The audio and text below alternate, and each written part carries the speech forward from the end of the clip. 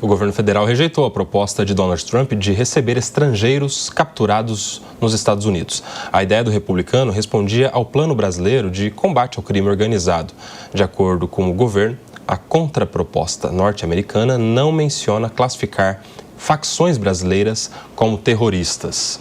E sobre este assunto, a gente conversa agora com o professor Henrique Silar, que chega conosco, ele que é advogado, especialista em Direito Internacional, agora quando são 12h35. Professor, bem-vindo, muito prazer te receber aqui na nossa primeira edição do Fast News na Jovem Pan. Boa tarde, Nelson, prazer é todo meu, obrigado pelo convite.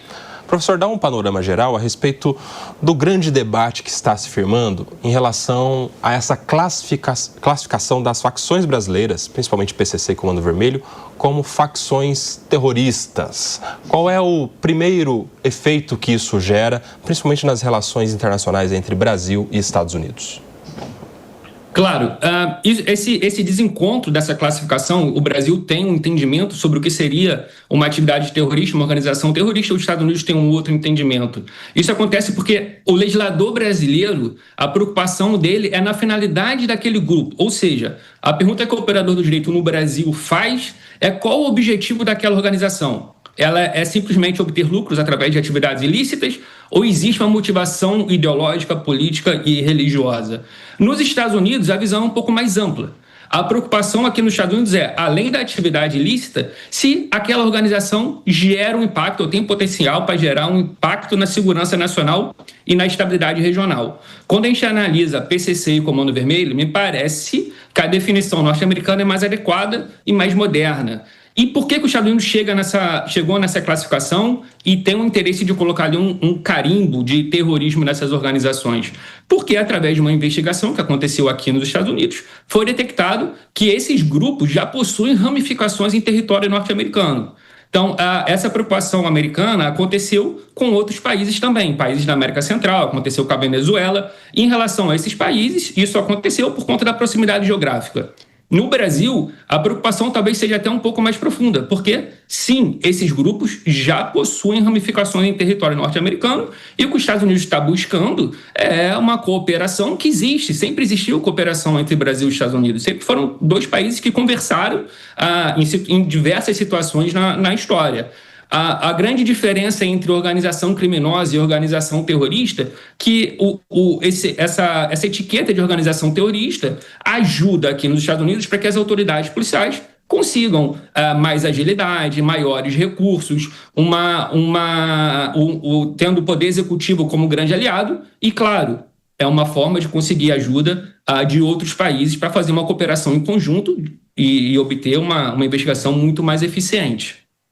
Professor, eu vou chamar para a nossa conversa o Rodolfo Marias, ele vai te fazer a próxima pergunta.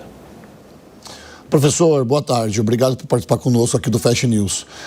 Olha só, nas questões que foram colocadas aqui, ficou muito difuso algumas informações, principalmente dessas do Brasil receber aqui presos estrangeiros. Como é que funcionaria isso? Já foi vetado, né, pelo nosso governo aqui no Brasil, mas, de fato, qual que era a intenção desse texto? Perfeito. Boa tarde, Rodolfo. Obrigado pela pergunta. Esse texto está dentro de um pacote de negociações entre os países. Então, dentro dessa diplomacia, os Estados Unidos vem buscando, através de outros países da América Central, países da América Sul também, lugares para que esses presos aqui nos Estados Unidos pudessem ser transferidos. Por trás dessa negociação, existe o aspecto de que, sim, agentes do PCC e do Comando Vermelho hoje já têm conexões em presídios norte-americanos. Se essa cooperação existir, os Estados Unidos vai conseguir de uma maneira muito mais rápida, muito mais eficiente, transferir esse preso, que talvez possa ser brasileiro ou não, pode ser americano, mas conexão, pode ser de uma outra nacionalidade, mas com laços, com conexões com a organização criminosa brasileira. Então, a busca por mais eficiência no combate ao crime organizado e às organizações terroristas. Professor, a gente viu há algumas semanas, meses atrás, a iniciativa, inclusive do Brasil, de se colocar à disposição dos Estados Unidos em uma espécie de acordo de cooperação internacional para combater o crime organizado e nessa esteira apareceu toda essa polêmica que a gente está discutindo aqui agora. Como seria um bom acordo de cooperação internacional entre Brasil e Estados Unidos, principalmente em relação a um método que tem sido utilizado por alguns criminosos de lavagem de dinheiro no território americano? Como poderia o Brasil e os Estados Unidos sentarem à mesa para uma boa negociação em relação a isso?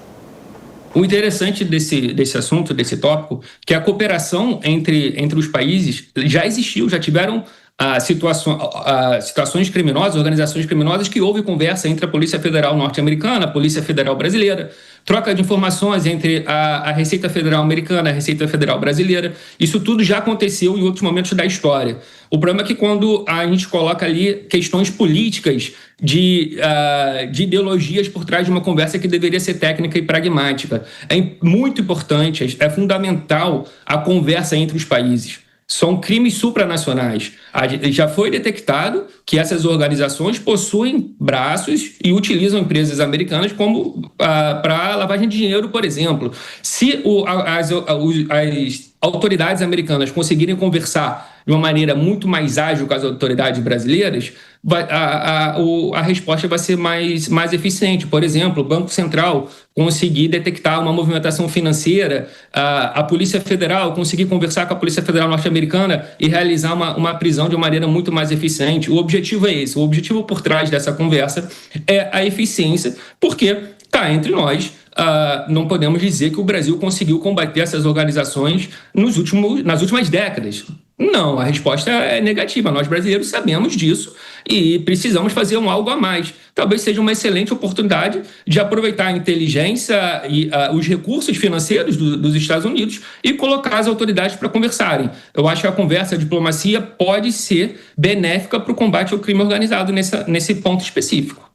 Professor, mais uma pergunta do Rodolfo Maris.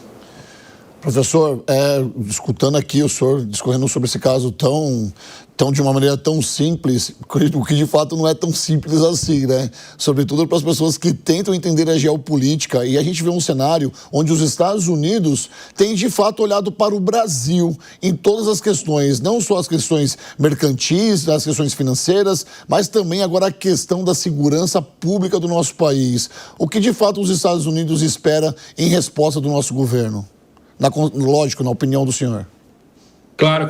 Obrigado, Rodolfo. A gente tenta aqui conversar com o público no Brasil, com o telespectador, tentando simplificar um assunto que realmente é extremamente complexo. Nós poderíamos passar horas aqui debatendo. Existem várias correntes, vários entendimentos. A gente tenta passar um pouco a nossa visão daqui dos Estados Unidos. O que eu vejo em relação a essa situação e essa comunicação com o Brasil e os Estados Unidos, o Brasil é um parceiro econômico muito importante para os Estados Unidos, sempre foi. Eu estou aqui conversando com vocês da Flórida. A Flórida é um estado que existem diversas empresas brasileiras com grandes atuações. O Brasil tem uma importância muito grande no PIB da Flórida, tem uma importância muito grande em relação ao turismo e vários outros meios da sociedade. Então, essa conversa é uma conversa de cooperação. Quando a gente fala do crime organizado, é mais profundo, obviamente, mas o grande asterisco que chama atenção quando você, do ponto de vista americano, olha para uma organização criminosa e vê que ela tem ramificações em território americano. Os Estados Unidos vai falar, não, bom, independente de ser Brasil, qualquer outro país, vamos conversar, vamos tentar resolver esse problema em conjunto. Mas como você tocou no ponto, além dessa organização criminosa, eu vejo o Brasil como um parceiro comercial histórico dos Estados Unidos, e os Estados Unidos, através da administração atual, tem tido uma postura proativa de negociações com os mais variados países ao redor do mundo, e o Brasil, sim, tem importância nesse cenário mundial. Muito bem. Quero agradecer demais aqui a participação conosco do professor Henrique Sillar, que é advogado, especialista em Direito Internacional. Professor, sempre um prazer te receber aqui na Jovem Pan. Muito obrigado. Até a próxima.